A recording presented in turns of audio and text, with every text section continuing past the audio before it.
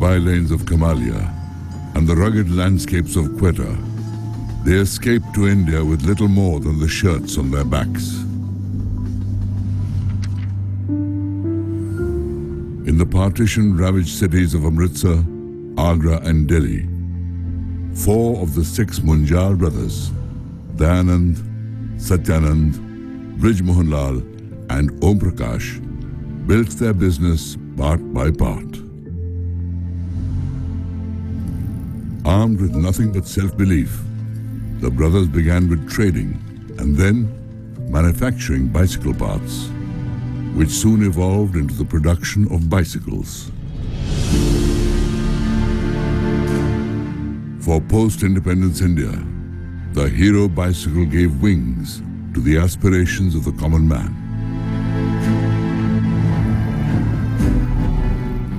By 1986, 30 years after its inception, Hero Cycles became the largest bicycle maker in the world.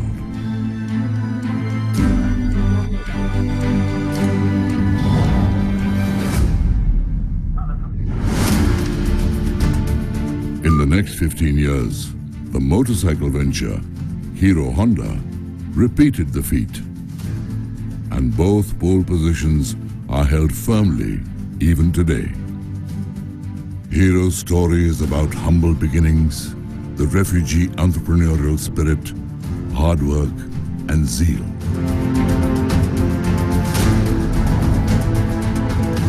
It looks at how 4 brothers with little formal education created a world-class enterprise.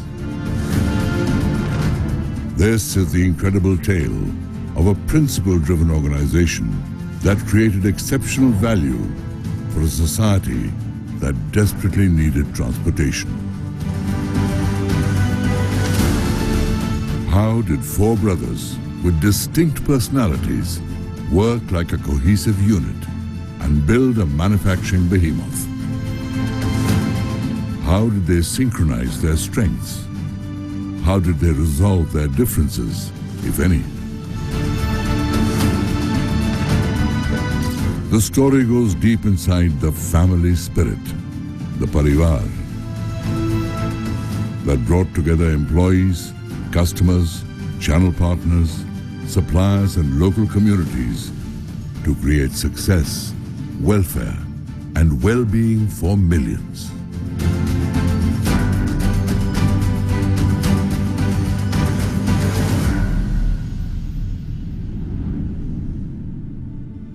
This is the making of Hero. 4 brothers, 2 wheels, and a revolution that shaped India.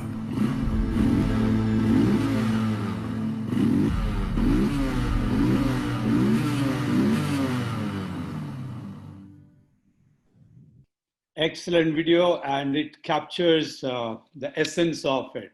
So let me now introduce the man behind the book, Mr. Sunil Kant Munjal.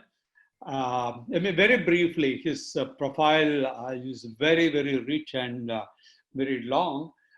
Very briefly, he is part of the founder family of the Hero Group, which started from scratch and then became the largest bicycle manufacturer and the largest in terms of 2-wheeler industry.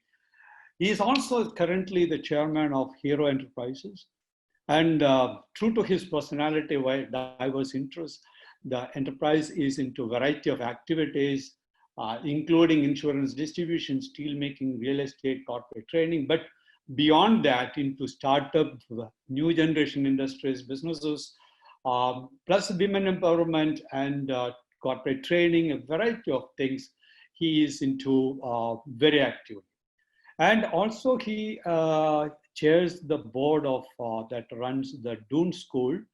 And also I have been very fortunate to have met and interacted very closely with Sunil many times as the board member of the Indian School of Business, where he has been part of the promotion, the team that got inspired and started the school in 2001. So he's also on the boards of the Indian Institute of Management, Ahmedabad, as well as the Sri Ram College of Commerce, He is also he has co-founded the BML Munjal University and is the president of the Dayanand Medical College and Hospital, Ludhiana. He has served as the president of the CII and All India Management Association. He's been a member of the Prime Minister's Council of Trade and Industry. Besides that, he has varied interests. So he has also, is very actively into art. So he has set up the Serendipity Arts Foundation, which aims to revive patronage in the art. So welcome, Sunil, to this session. It's a real pleasure to have you, and it's my privilege to speak to you, discuss with you the book, which is phenomenal. Okay, so first of all, congratulations to you on the book.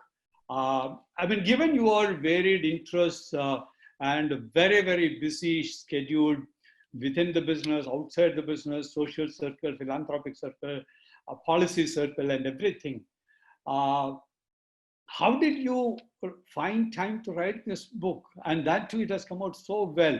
I'm sure the people, the audience has seen this book. So in the video also it is there. So please tell us, how did you manage to that, which is a great achievement. So first, thank you. Thank you very much, Ram, for that very generous introduction, and thank you for doing this. And likewise, I have enjoyed my conversations with you on multiple occasions. Thank you. Both on management and business management, and especially on family-owned business management. And we have been together on a few panels earlier as well. Okay.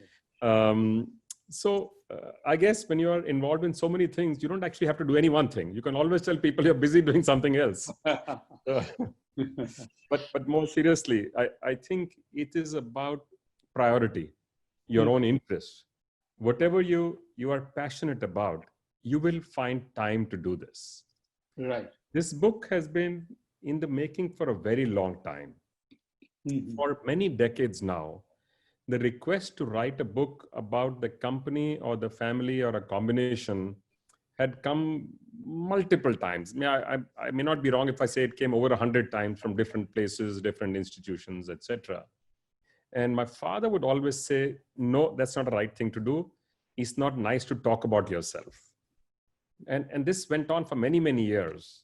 Finally, I think when he was over 90 already, I sat him down one day and I said, look, this is not about you. It's not about us. It is about learning for many other people, because what has been achieved in one generation is almost unimaginable. As you said, literally starting from scratch and building a multitude of businesses, with many of them which are global leaders. There are many lessons to learn. So he actually agreed. He's saying, okay, if that's how you feel, then let's do this. And we picked somebody to write this book.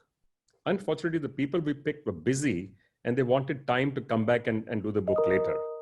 Unfortunately, by the time they came back, we lost my father. And so it stopped there. But these requests to write the book still kept coming. So I thought about it. I said, since he had already agreed, the book should be written.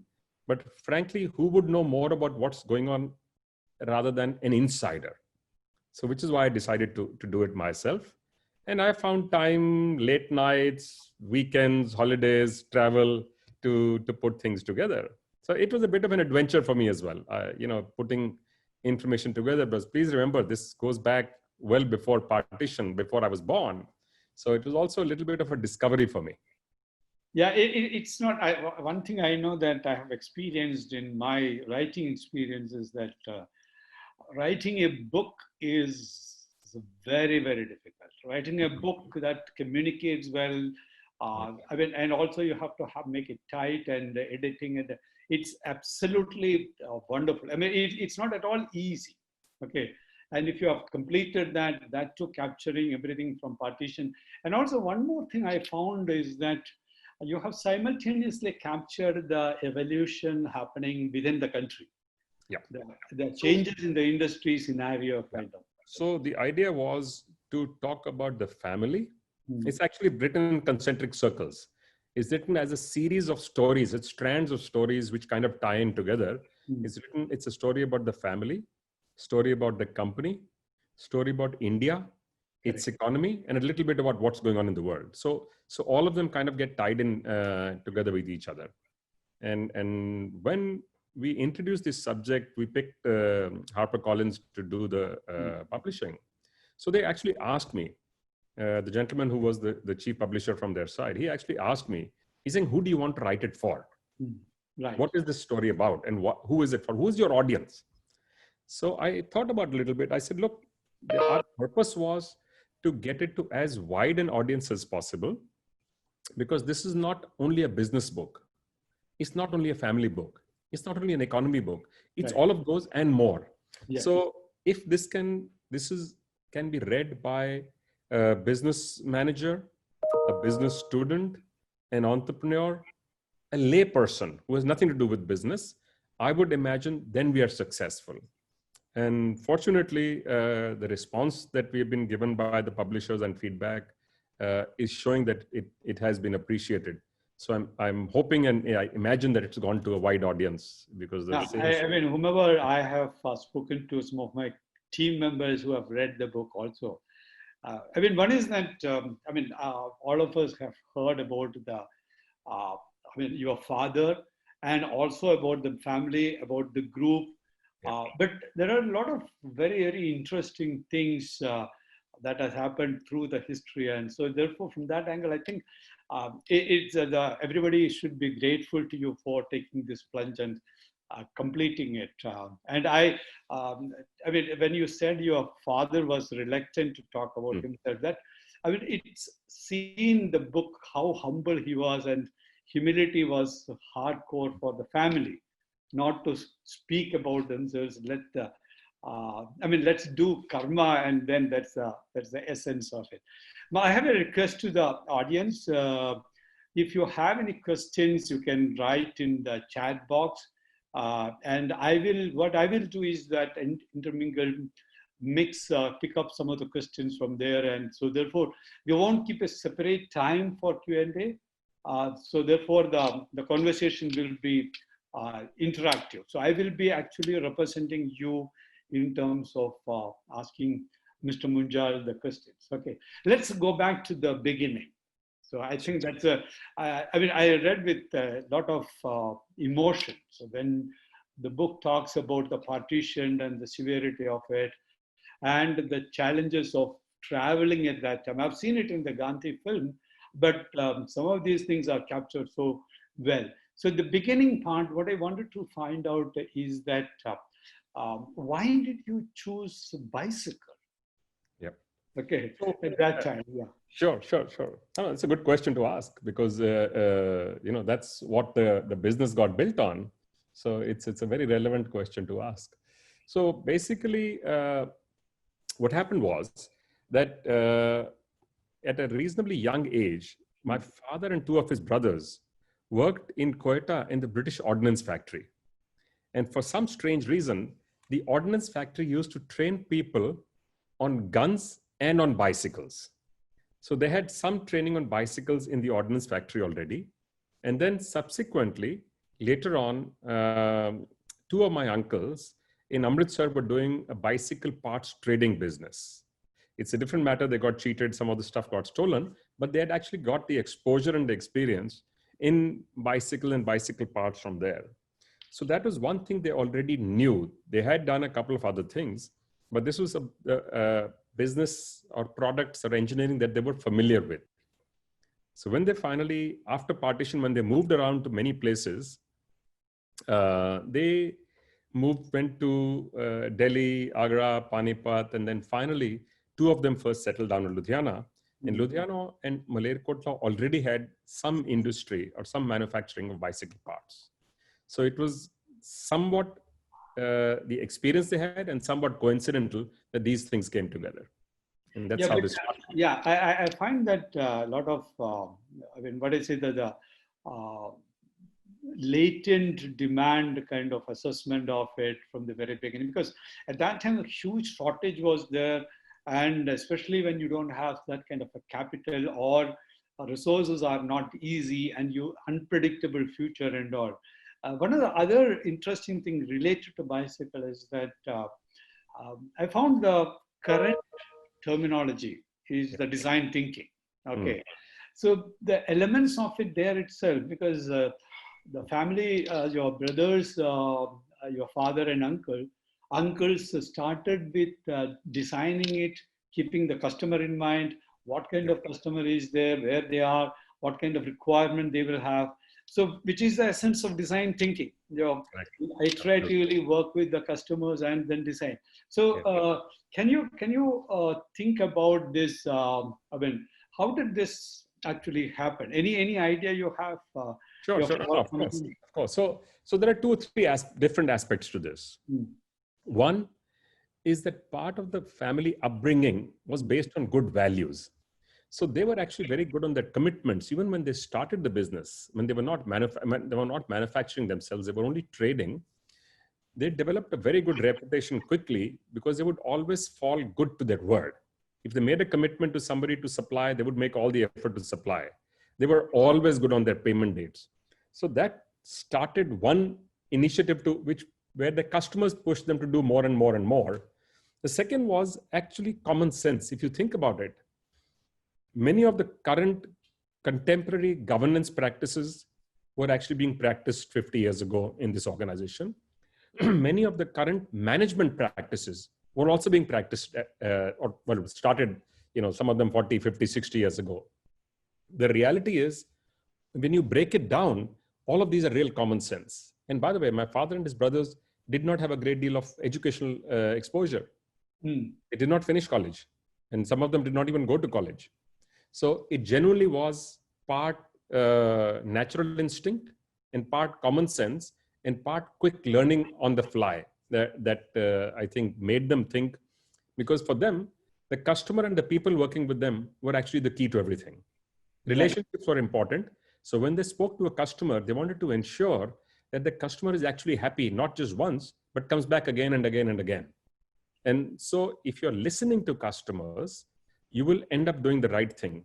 And you listen to both things that they say, and very often the things that they don't say sometimes become even more important. Absolutely.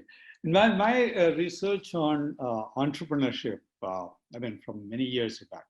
So I had observed that customer dissatisfaction, explicit or implicit, most often they don't, as you said, but they don't explain. But if a good entrepreneur can observe the customer dissatisfaction and find a solution to that, then there is a pull coming from the market. And that's what I found in the whole book, and that enabled the group to become the largest, very efficient. And there are various aspects. I'll come to some of those things. But before getting into that, I just wanted to find out, how did you come to the brand name Hero? So the book talks about that also. I've actually spoken about this in the book. Yeah. When they used to do this bicycle trading business in Amritsar, and when this transition was taking place between India and Pakistan, people moving both sides. So one of the people they used to deal with used to make saddles, bicycle seats, an elderly gentleman. And he was actually using this name. So they asked him, they said, we would like to use this name. He's saying, first, you can, of course, use it. And second, I'm even in any case going back to Pakistan. I will not be here. I don't even know if I'll do this business. So you can just take it and use it. In those days, one did not need to make great IP agreements, etc. Of course, today we protect the brand, we build the brand, we nurture it. But it was a simple transaction of trust and friendship between two individuals, which actually allowed us. Also, Sunil, I think from a different angle, that actually had sort of a positioning message. Yes. That it is a hero. Hero means that whatever products, whichever market you are, or correct, whatever relationship you have with either with the supply chain or anybody, you have to be a hero. Means that you are already defining the benchmark, isn't it? And that's the way the company has genuinely worked, by the way. Correct. To first looking at excel in all that it does, whether it's procurement, manufacturing, design, engineering, distribution, public service, in all areas. Our attempt always has been, whatever you do, you must do well. Right. Spend time in coaching yourself, training yourself to learn, So we insist all the time, all the people are constantly learning and also unlearning some old practices as environment and technology changes. So this was a practice actually started early on. And you're right. Therefore, the Hero also is an easy name, and there is no language in it. It has a negative meaning at all or a connotation. And it's almost around the world you can understand the term hero. And even in remote villages, people are used to the term hero, so it is easy to remember. All the sort of connotations one attribute to defining a brand name are there. Okay, let me move to the. There are so many things to discuss. So let me move to another very interesting part I observed is the practice of JIT, just in time. Okay, so when it became a fad, I would say in the 80s and all, when Japan brought it to Toyota production system and etc.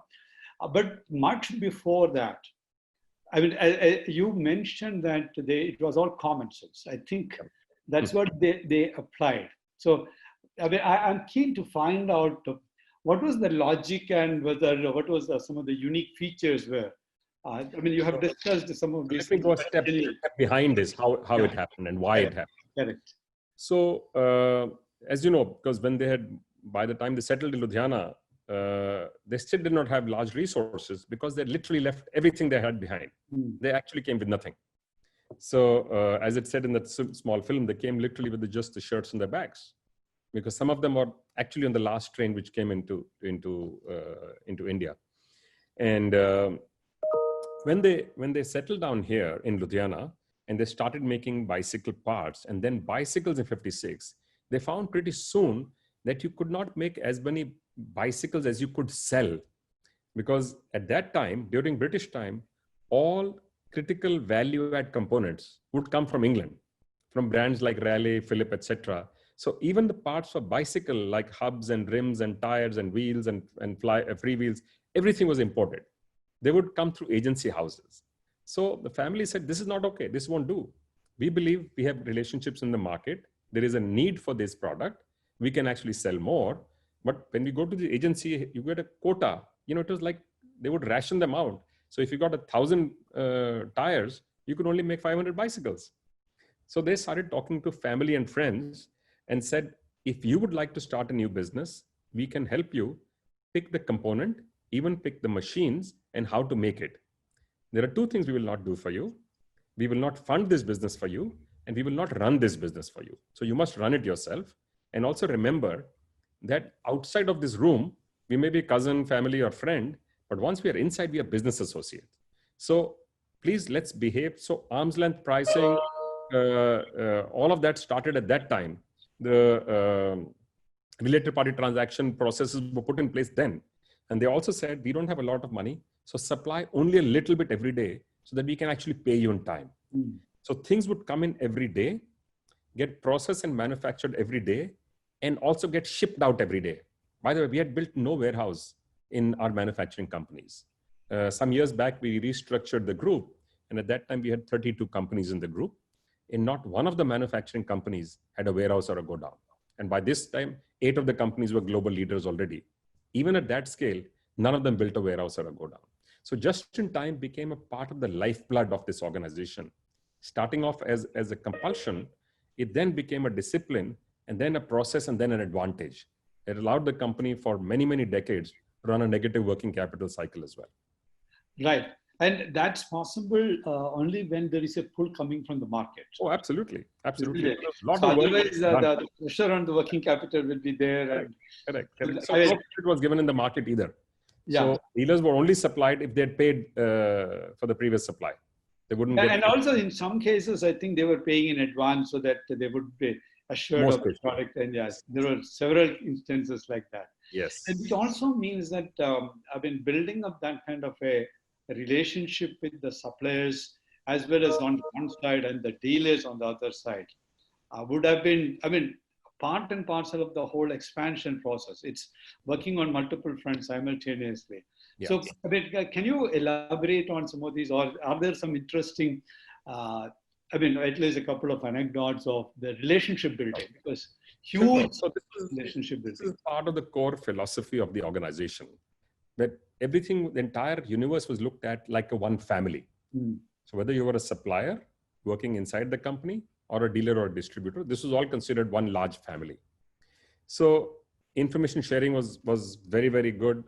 And sharing of pains, if anybody had a problem, then they were supported. This happened all the time. You know, in one day, one of our dealers in Ludhiana itself had a theft in his place. My uncle, Mr. Munjal, had relationships which were wonderful with all the dealers, and he knew every dealer by name, etc., which was one of the core strengths of the organization. And he went to visit the dealer. Before he reached his home, he had already found out how much was stolen. He told the office, he told the accounts guy, write a check out for this dealer for this amount, just send it to his accounts office, so it's in his account. When he went to their place, he's saying, what's the problem? What's happened? The guy was looking sad. He was crying. He's saying, "Ji, bahut nuksan ho gaya, ye ho gaya." He's saying, "Kahan nuksan hua hai? Kiska nuksan hua hai?" Because the money was already, and it was nothing to do with us. It was nothing to do with the company. And the same thing happened when another dealer had a truck get burnt, because once the trucks left the factory, they belonged to the dealers. That was the official legal position of the goods. Dealer's truck got burnt in transit. And somebody was sent from Ludhiana to go and check. And when he confirmed that these goods are frankly not recoverable, without asking the dealer, a brand new truck filled with the same bicycles was sent the next day from the factory. And I mean, I can give you hundreds and hundreds of stories. I know. And the book also talks about several such instances where your father went for the CIA meeting in Bangalore, and how he slipped out of the meeting and things like that, and visited some of the families. In any place he would go, by the way, in any city he would visit, a meeting or a visit to the dealer, to the dealership, or to the dealer's home was an absolute given. There was no question that it will happen or not. It just got, and some cities, when they had lots of dealers, then they would all get together at one place.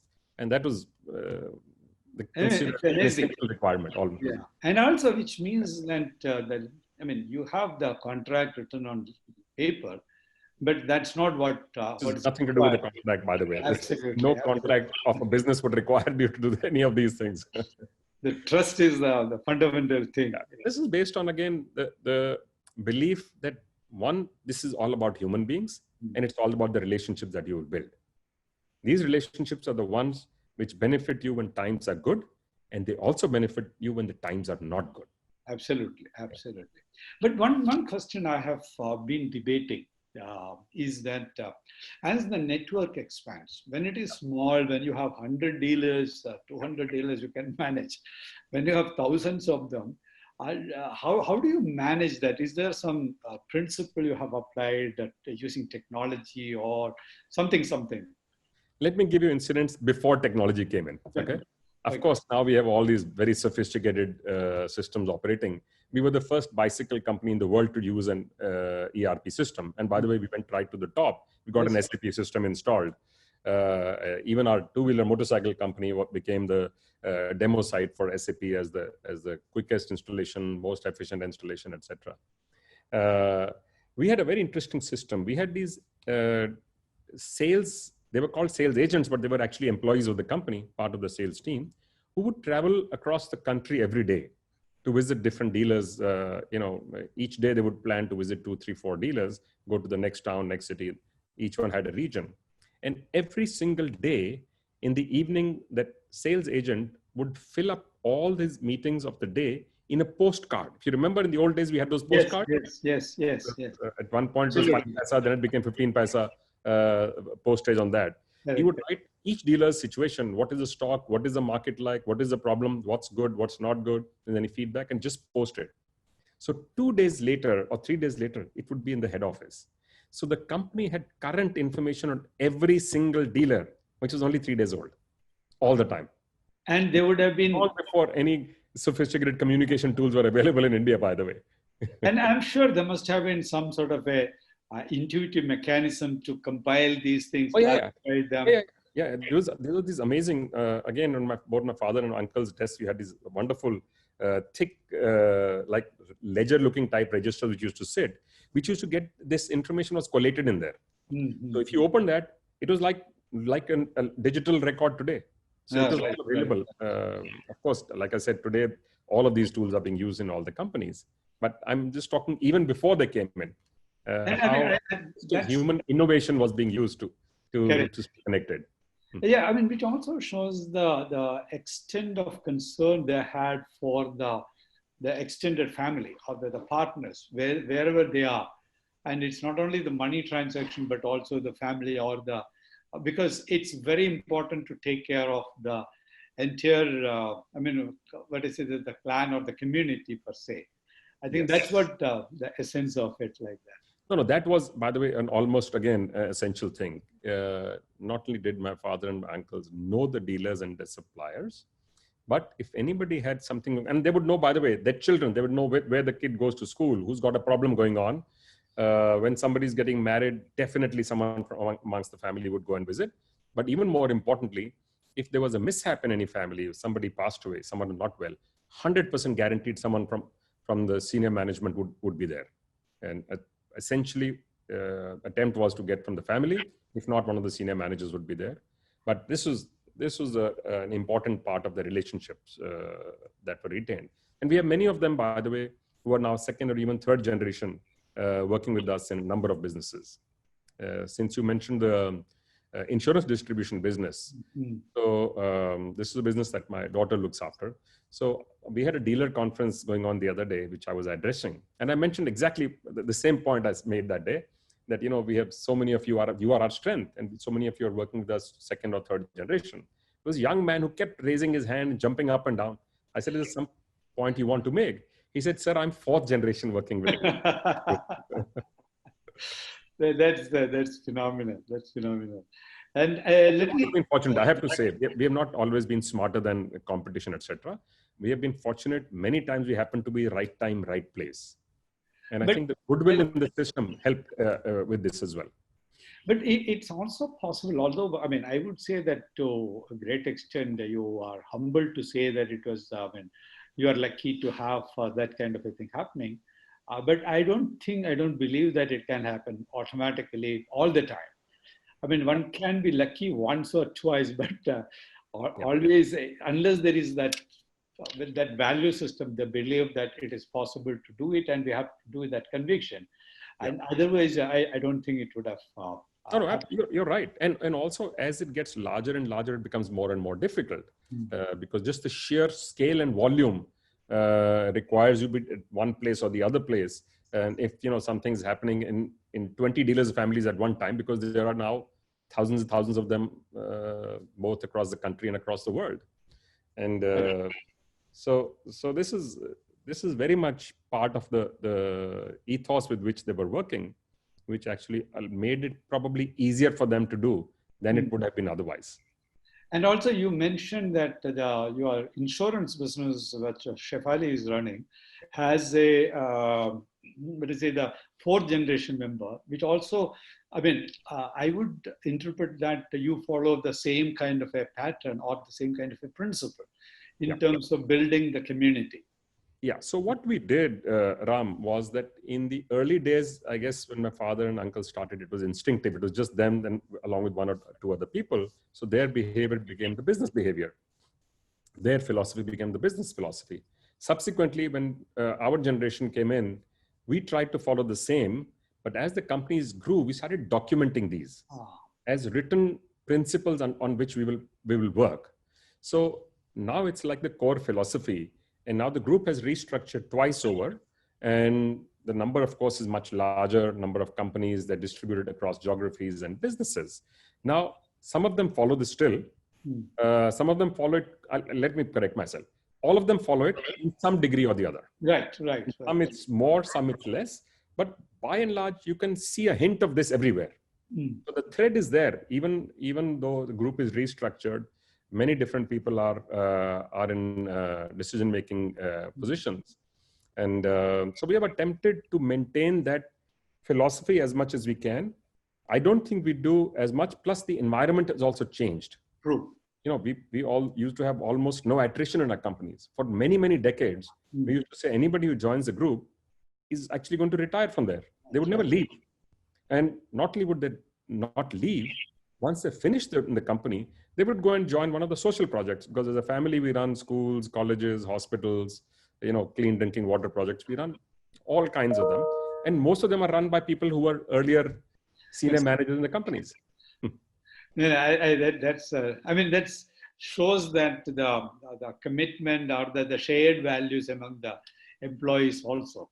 And also the lot of, I believe that a lot of social context, the social context also influences the decisions or the behavior of people. I mean, lifelong employment to career orientation, moving. So it's a lot, even if you try to adhere to that, you see that that's not 100% possible like that. But correct. I have another interesting question. Okay. Yeah. The book talks about your late brother, Raman. Yes. He took the initiative in terms of talking to his friends, encouraging them to set up ancillary units. Yep. And then that was the beginning, and there were many other friends and relatives who came and set up. So when I talk to many people, including in many families, yep. They say that don't have anything to do with relatives, or don't have any business transaction with friends. That will only spoil the relationship. Right. Yeah. Okay. So it's amazing that the whole hero story is built around this. So yep. How did you manage to make sure that, because it has to be fair, it has to be transparent, you can't upset anybody, but at the same time, it has to be business-like. Yeah. So, it would be very interesting to know how you manage. So I think two things happened.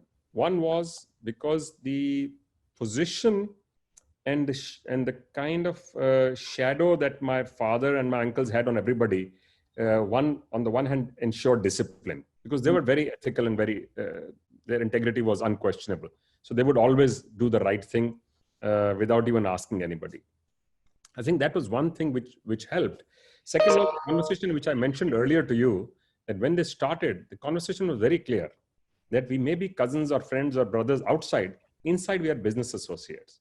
But the actual physical tools which worked also was that every supplier was allowed to supply to Hero Cycles and outside, and Hero Cycles would buy from them and from others. So they had to be competitive. It was not a matter of choice. If they were not competitive, they would start losing share of business. And that principle then was followed in mopeds and then in the motorcycles and in a number of other component businesses. And that helped a lot. It helped the entire universe of components grew, because many of those companies were owned by us as a family. Even there, we maintained the same. The negotiation, in fact, often was the toughest amongst companies that were owned by us on both ends, as buyers and sellers. That reminds me of two things. One is in that in family business, we say that family is more like a harmonious, relationship-based. Business is competitive. And when you are wearing two hats, it becomes very difficult. And a lot of the family businesses get into trouble because they don't know how to distinguish between these two. You compromise on that. Okay. Whereas, much before anyone talked about family business principles, you were practicing this extensively. Okay. So this is one part. The other thing, I used to teach a case on Matsushita in its excellent days. Long ago. And they had a principle that any unit can buy from within the group or outside the group. Correct. So it's the same principle. That means that you have to be competitive and you have the freedom. You don't compromise on the quality, because at the end, whether you are able to... While the group units or connected units would always have an advantage, by the way. Other things being equal, you would give business to them. Right. It had to be competitive, but they had a ready advantage also at the same time. So I like to put it a little bit differently, what you said. See, family by itself is socialist. Business by itself, by its very nature, is capitalist. So they are actually go counter to each other. In the family, you want everyone to get the same treatment, equal compensation, etc., etc. In business, merit counts, you have to grow. So top line, bottom line is important. So they are they are an oxymoron when they try and work together. Correct. Which is why you find only a small percentage of family-owned businesses are able to be successful beyond a few generations. And I think that is a magic sauce which allows that to work. Correct. And you set it as one of the basic principles, in the sense that when the friends and relatives were brought in, the rule was set very, very, very. But I should also say, it's not as if we've never had problems, by the way. We've had problems in all the areas, in the family area, in the business area, and in the quality areas, all of them we've experienced. All we said was that we have to keep learning each time. And something doesn't work, don't give it up. To try and do it differently. Correct. We've always done a lot of experimentation. Knowing fully well, when you experiment so much, not everything will work. Some things will blow up in your face. Despite that, we've said, continue to try new things. Correct. And I mean, that's the only way, because any of the relationship, there will be issues, but instead of giving up or running away, say that let's work together and then solve it. And I think that the book also talks about the win-win. Yep. And I think it is either in the context quoting your father or Om Prakash ji said that the other person on the other side of the person on the other side of the table should be respected. He should also win. Yep. Isn't it? I think that Absolutely. Is the win-win is the basic the philosophy. I've talked about the 5 or 6 things which became the business philosophy, which were their personal philosophies. This is certainly one of them. Yeah, I mean, I compared to all the people all the time. I learned about it only when I started teaching management. Right. That negotiation has to be win-win. But what I'm saying is that many of can be tough sometimes, by the way, because that's not the way people are mostly trained. That's not instinctively. That's not the way most people think. Correct. Yeah. Let me get back to technology a little bit. And what I found was that your father, who led the group, was so to say had a far ahead of many others in terms of had the foresight in choosing the technology collaboration. Correct. Okay. So can you narrate 1 or 2 instances of this? Sure. So I can go back all the way to the early 60s, actually. For a short time, the government allowed import of some machinery. Everything was very restrictive, if you remember, in those days. So he brought a chain plant from a company called Mass, a German company. He brought one complete set, and then we set up a machine tool plant inside our own factory, and then continued to make machines both cheaper than the one which came in and better than the one which had come from overseas, by improving functionality, improving process, etc.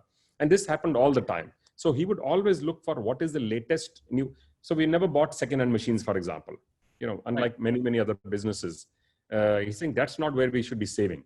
If you have to get technology, you have to get tomorrow's technology and not yesterday's. So the same thing happened when, for example, the collaboration with Honda was a big, it was a big thing at that time. When it reached the final stage of acceptance, Honda said, we will work with you, but we will work with you on motorcycle and not on scooters. If you remember, they did two joint ventures, one with Kinetic for scooters and one with us for motorcycles. So then my father's first, he was taken aback. He actually called my uncle from there and he said, look, we had come for scooters and these guys are offering a motorcycle. So then finally he said, that's okay, we'll make it work.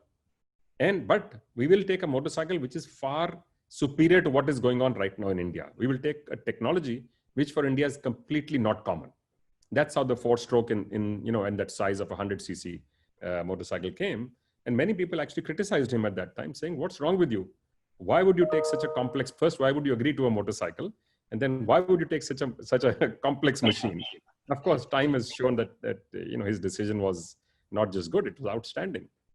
And also, I would say that one more thing was that I think 2-3 aspects of it. One was his, foresight into the future, that technology is evolving and you have to have the best of technology, not yesterday's technology. And all the time, by the way. All the time. That's what. The second is that if you want to move from one orbit to the other orbit, you need to have that pressure, you need to have that opportunity to move into that. Okay. Correct. The third thing I've noticed is that Honda was such a phenomenal company, so respected, successful, and was the sort of icon of success across the world. Yes. And an Indian entrepreneur. He is very successful, but still he is from India. Yes. Going and sitting across on equal terms and saying that I need this, will you give me that kind of a thing? I think that was, I would say that very, very interesting, very confidently he did. I guess it was a sense of self-belief, I think. Mm-hmm. And also that no matter what the circumstances, we will make it work. Right. That sense of confidence, because he had seen very tough times in many circumstances, all of them. My elder uncle, my younger uncle, all of them had seen very complex situations. And, you know, one may think it's a historical story, but the reality is that the references are equally relevant in today's world. Absolutely, absolutely. I'll come to this relevance of some of those things beyond what we have discussed. Because I mean, all these things, whether it is JIT or its new avatars, or design thinking or any new avatars of it, because it all keeps coming. So many of these things have been there, practiced there. And so one of the related questions is, as part of this transformation, how much of digitization you have introduced, whether it is, I mean, including robotics, AI kind of technologies across. So first, let me tell you, the automation is not new in our companies. Mm-hmm. Going as far back as 30, 35, maybe even 40 years, we had started introducing robotics and automation in the plants. So, and I'm not talking the bicycle business, even before the two-wheeler started, by the way. Okay, okay. So even in the bicycle company, in Hero Cycles, in the paint shop, in the plating shop, in the welding shop, in the brazing shop, we had put robots in all these places. So anywhere, so our principle was very simple. Anything that is a health hazard for a human being, we will put robotics or machines. Anything which requires very high degree of accuracy, because human beings as a hand, if you're doing it manually, can move. And third, if it is very, very repetitive, there we would choose to put machines. And of course, we had worked out calculations of how much you can actually spend on this against a human being. And there were places, I can tell you, we also used to experiment. Some places we put robots and we found the people actually used to work better, so we took them off. But robotics and these kind of things are in our companies have been reasonably commonplace now for many decades, long before they were common in many other Indian companies.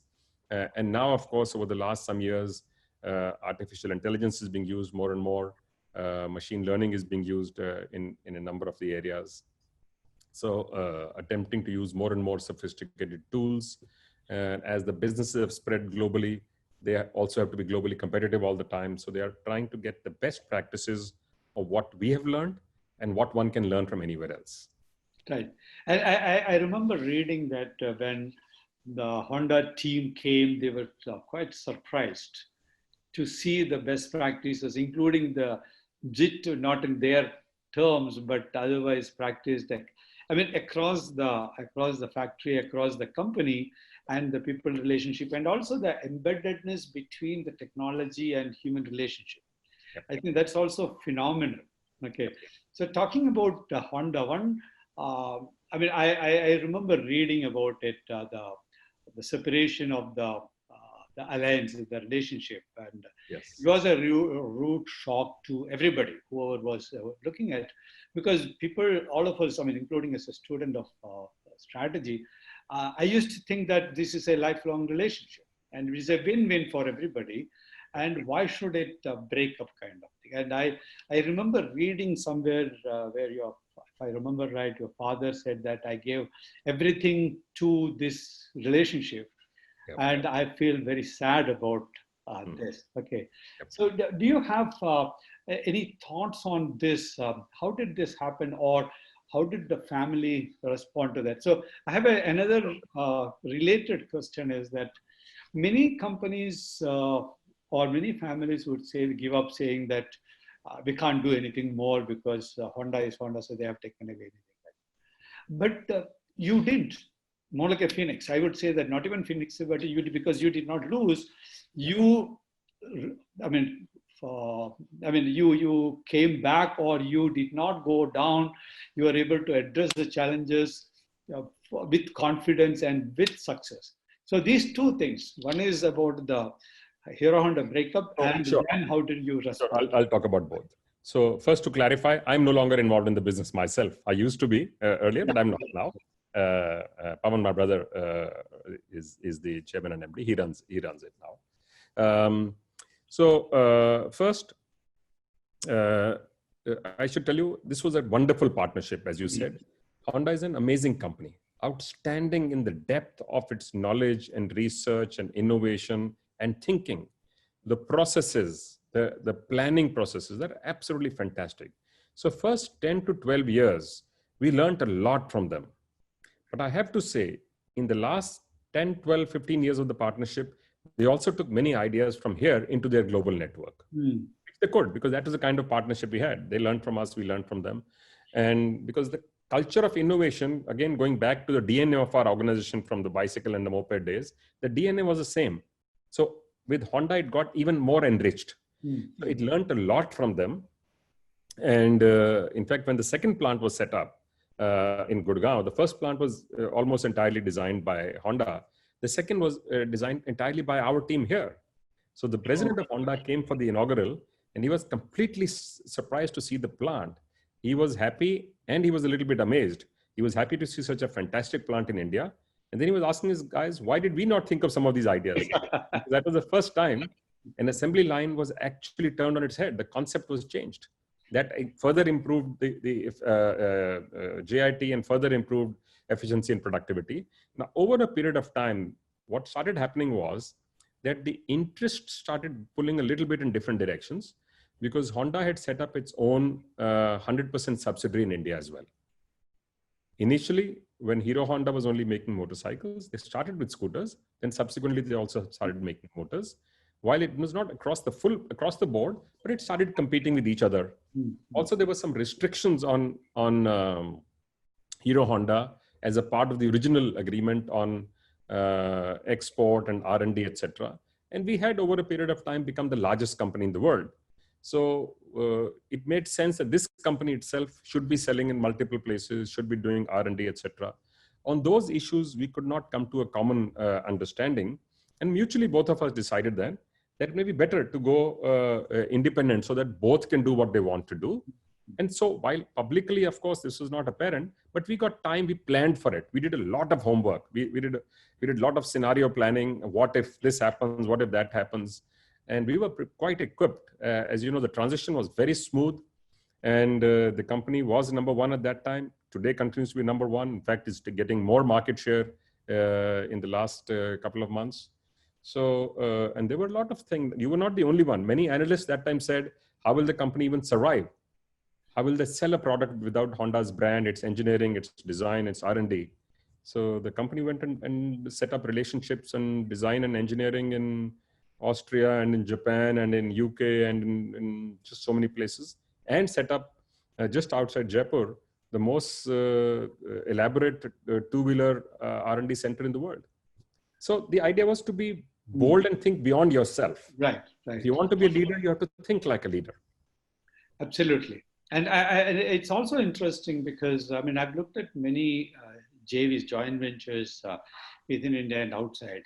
And most joint ventures break up through sort of an acrimonious divorce. And what you are saying is that once you realize that the strategies or ambitions are different, or it is important to sit down, find out how to make it win-win for the separation also. Yeah, and I think you're right. Otherwise, it destroys value for everyone. Correct. It does not benefit anyone. Correct. So if you just use, again, plain logic, unfortunately, as I say, common sense is not very common. It's the same with logic. If you apply logic, you will actually come to a win-win always. Correct.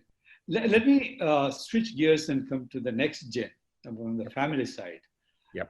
The book talks about a lot of grooming for when you were young or your generation was young and all. Yep. And there was a continuous process of grooming was there. So how is that grooming happening across the different branches of the Munjal family now in general, although there may be variations, but yes. And also, what do you tell the audience about the role of grooming in a family business? It's absolutely critical. So as you said, first I got the grooming, and then I had the charge and role of helping many others in the family, bringing the next generation in. So there were 2 or 3 principles that we used. And again, I should tell you as a clarification beforehand, it did not always work, but it worked most times, by the way. Okay. And you can see whoever went through the full cycle actually benefited. So one, we said, once you learn your passion, your interest, please go and get yourself educated in the best institution that you can of your interest. And then come back. And if you're still interested to join the family business, then go and work outside somewhere first. Oh, I see. Okay. Demonstrate to us that you have the work ethic, that if you make a mistake, somebody will fire you. If you don't hand in an assignment in time, if you don't come to work in time, that you'll get ticked off. And once you've done that, then you come back into the family business, and you have 2 options. Either in an existing company, you start at reasonably low level and you climb up, but you must work for a while and demonstrate to yourselves and your colleagues what capabilities you have and what you can build. And if you want to do something independent, then we can look at a small startup only. That's the only way you can do something independent, not otherwise. And then we tried also a system of appraisal, where we tried to keep the appraisal stricter for members of the family than it was for an equivalent manager, a non-family manager, rather than the other way around. So that, because if some of them expect to become leaders over time, then they have to demonstrate that they are actually better than others. Yeah, I mean, I would say that again, this is one area where, I mean, I've been interacting with business families in India and outside for many years. And very often children assume that there is a seat for me, and this is a sort of, I use the word employment exchange. So this is the third area. So whether I study or not, it doesn't matter. And the family also tells them that you go and study and then come back and then join the family business. And it's only well-governed families have this kind of clarity and the communication, and also strictly following that. No, but as I'm saying, it doesn't always work. You try to do that. It works most times, doesn't always work. Sometimes it can be very complex. It can be very difficult sometimes to explain to a member of the family why her or his son or nephew or daughter is being given this role and not the other role, a smaller role, a bigger role. So there are challenges with, of course, there will be challenges, but handled in with dexterity and sensibly and with good communication is the key to this. Correct. And sometimes not saying things is also good communication, by the way. So you have to know when to say something and when not to say something as well. Yeah. So that takes me to the next about the values. Okay, you have to, I mean, it is there right through the book, and somewhere it is discussed in detail also.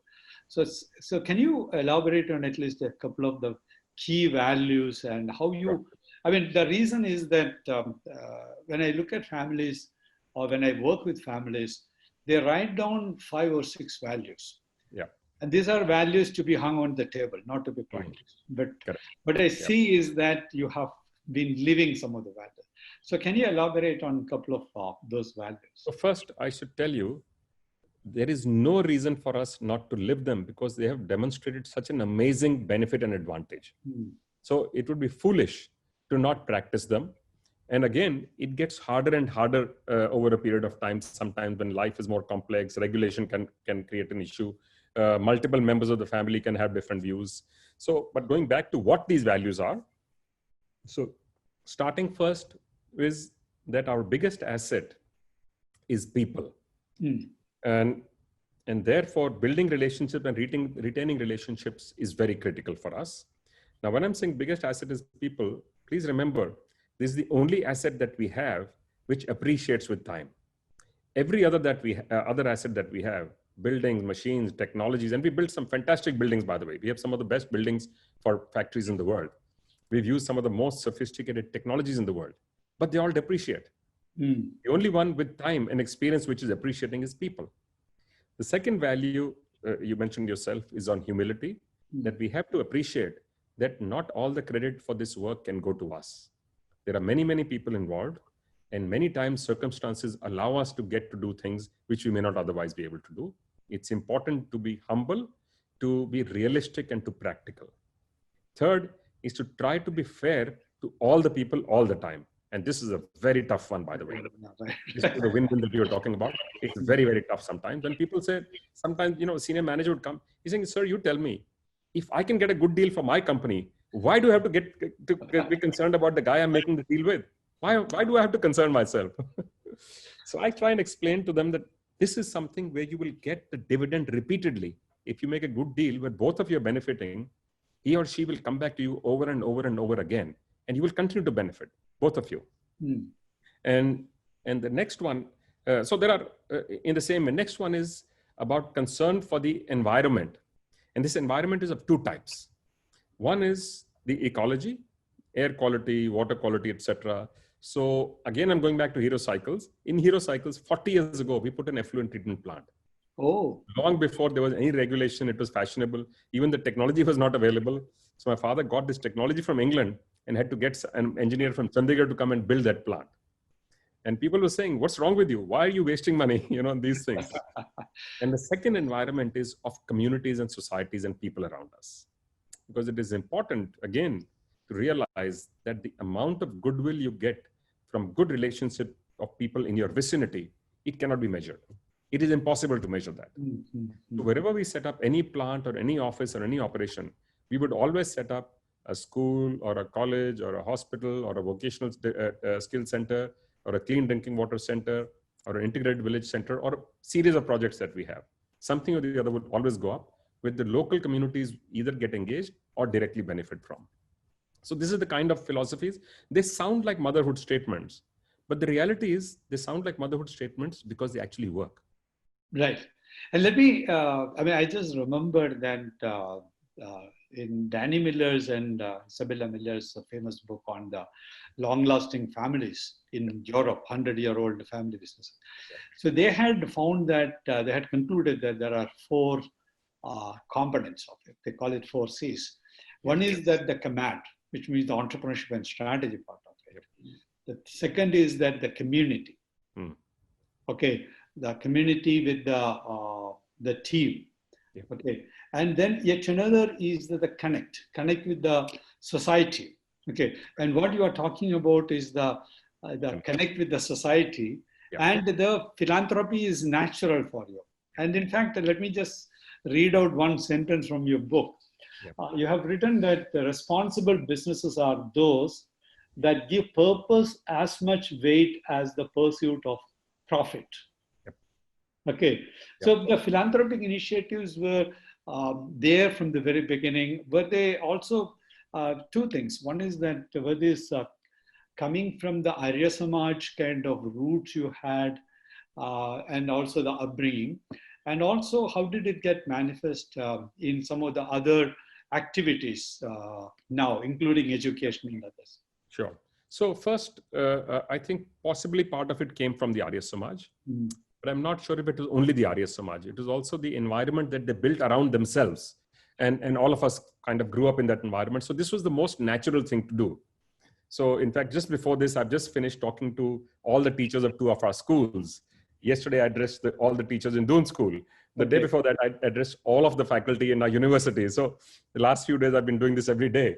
So we actually picked a few areas. So we do it in 2-3 ways, by the way. And we do this at 3 levels. One is what the companies do, which is today come to be called CSR. Second is what we do collectively as a family, only as a family. And third is what any one of us does individually. And we encourage all 3, by the way. And it's not today, we've always done this. And the areas that we've involved is education, healthcare, clean drinking water, gender issues. And I'm personally very involved in the arts and culture. Right. Because as a country, as a region, as a part of the world, which has the richest cultural heritage in the world, we've allowed lots of it to decline and almost die. So we're trying to see how we can revive some of them, create more exposure, get more interest, especially amongst younger people, get more patronage in this, use this as a learning platform. So there are multiple initiatives that we have launched. In fact, ISB probably is going to be involved. We're launching a new ideathon for a new center that we are building on arts and culture. Oh, So, okay. Yeah, we're trying to crowdsource ideas for that. But you're right that it's not philanthropy to show. The purpose is more important, and also how you do it is, by the way, equally important. Right. And I'm coming towards the end of the conversation. We have to have some. We'll break it and then hopefully continue the conversation later. But how do you see the hero group of the 70s, 80s, and 90s different, fundamentally different from what it is now? So let me do both, a little bit of different and a little bit of why there's a continuity in this. So one is, it is still very entrepreneurial. Right. Now, by the way, it's not one group. As you know, as I mentioned, it's been restructured twice over. Yeah. And if I look at the sum of the parts, so what we did was, we had this conversation. Actually, I think I've written about this in the book as well. I spoke to both my father and my uncle. I said, look, I think we should proactively do a restructuring of ownership of the businesses, because too many businesses end up destroying themselves because of the differences in the family. And they actually both got annoyed with me, saying, look, businesses are doing so well and the family relationships are good. And people give an example of ours. I said, exactly. Nobody thinks of restructuring at this time. Normally people start when there is already a problem, either in the family relations or in the business itself. And then everyone pulls in different direction. And certainly there's no chance of a win-win, by the way, at that time. Right. So reluctantly initially, but finally they both enthusiastically agreed with me that if it's going to be good for the family and the business, then we must do it. And we did a proactive restructuring ourselves. So today, I think we had 32 companies at that time. Today, if I total up, it's more than 50 companies in multiple ownership. And many of them have grown, many have become global companies, etc. So some of them have changed their style of working. Some of them consider the old style maybe either old-fashioned or maybe not in tune with what is required in their businesses right now. So from a little bit more, for want of a better word, from a traditional Oriental or a Japanese style, shifting a little bit more to an American style. So more transactional. That is one change I have seen across some of the enterprises. I have seen much more adoption of technology today than there was, while we were always a little bit ahead than others in technology. But I'm seeing a lot more of that. And I'm seeing a lot more professionalization take place in many of the businesses. Earlier, we had many more of the members of the family involved. So I don't think professionals saw that much headroom for themselves. So today, many companies are run completely professionally. Not all of them, but many of them are. So these are some of the changes I can see taking place in the overall families' businesses right now. And in COVID, everybody says that this is life is going to be different, everything is going to be different, and the new normal kind of thing. Yeah. How do you see the relevance of?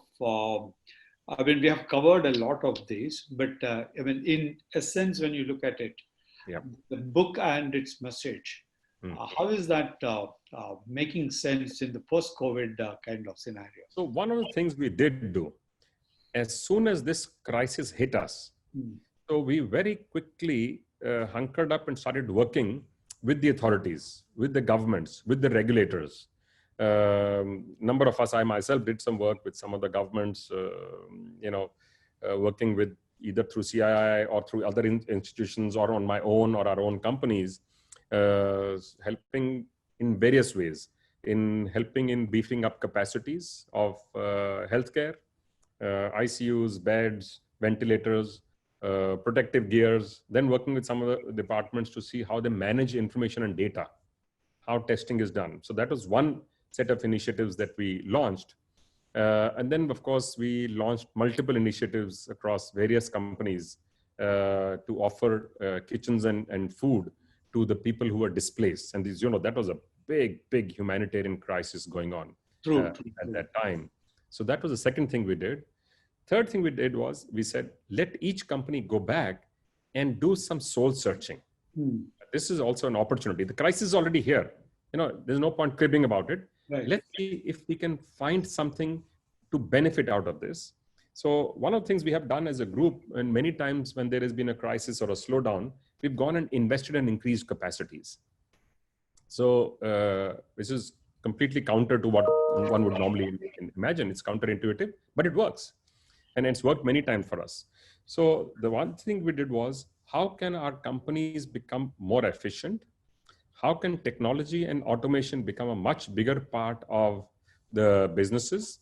And how can we start working on a completely new cost base based on a zero-based activity itself?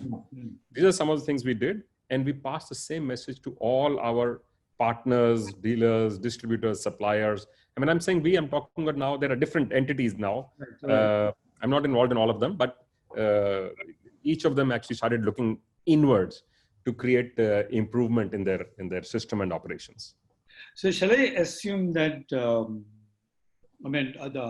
because the book doesn't cover the post division, the Yep. Hero Moto Group, Hero Moto Corp. Okay, Yes. and current status and all, because that is Correct. That's post the period of the book. Yeah. So are you, the way I look at it is that maybe in your next book, you will have more coverage of what happened, including what you did with the COVID and post-COVID kind of scenario, because I'm sure that you will have a lot more to say about what are the changes happening. I can't say myself right now, but the publisher is expecting some more stuff. He's actually already indicated to me what they would like to see. So what's your message to the listeners of this session? So first, let me say a big thank you to all those who helped me put this book together. Many people have been involved in this, starting from people in my own office, Jaideep in my office, Ashwini in my office, who were putting all of this together. Then members of the family who I consulted, many of my friends, many of my father's colleagues and friends. So Mr. Rai in Ludhiana, who's our vice chairman at Hero Cycles. In fact, he was also going to write a book. So we were both planning to do it together at one time. And he has some significant contributions on this. So that is one set. Then people who have helped with publishing it, etc., HarperCollins, the others, and the team which is doing these events with Ajay and Anshul and Vasundhara and a lot of them. I think all of them, and now Prakash in my office. So first, I want to say a big thank you to all of them. And to the people who are listening, one is, do read this book and make of it what you will, by the way. It's not necessarily only for a lesson. It's also a nice storybook. So you can enjoy it as a storybook. You can take something from it, and it's got many experiential lessons. Actually, it's not preaching. I hope it's not preachy, because it's talking about the actual experience. It is not. Of what we went through, what the family went through before us, what my parents and my uncles and aunts went through. So it's a real life experiences on how you handle different kinds of issues, challenges, crises, and opportunities. So I think from that point of view, it is relevant for literally almost anyone to read. And all I would say is that for each one of us, life has offered an amazing opportunity. What we make of it depends entirely on us. We can crib and complain, or we can say, I'm going to make something of this. Whatever I have available, I'm going to make something of this. And there's something magical in life. God gives us this amazing ability to say, the more you do, the more you get a chance to do. And the harder you work, the luckier you get. So people have demonstrated this over and over again, all over the world, over many centuries. So again, without sounding preachy, all I would say is there is a unique opportunity in this world to enjoy the journey itself. So if you do the right thing, the journey itself is the best part of life. Great. Sunil, thank you so much. I always have enjoyed interacting, talking to you, and also reading the book was a phenomenal joy. And especially I Really enjoyed this discussion. So thank you so much for. Thank you to you. Thank you to Anybody ISP, to and thank spend time. to everyone who's listening. Yeah. And I also encourage all the people who have been listening to this conversation to get a copy of the book and read it. Read it leisurely. It's you can always make a lot of notes on the side. A lot of takeaways are there from both the business side and the family side. I would say the institution building process. Okay, so thank you so much, Sunil, for putting it together, and all the very best to you and the family and all the initiatives here. Thank you very much. Thank you so much. Thank you very much. Take care. Take care. Thank you. Bye-bye. Bye.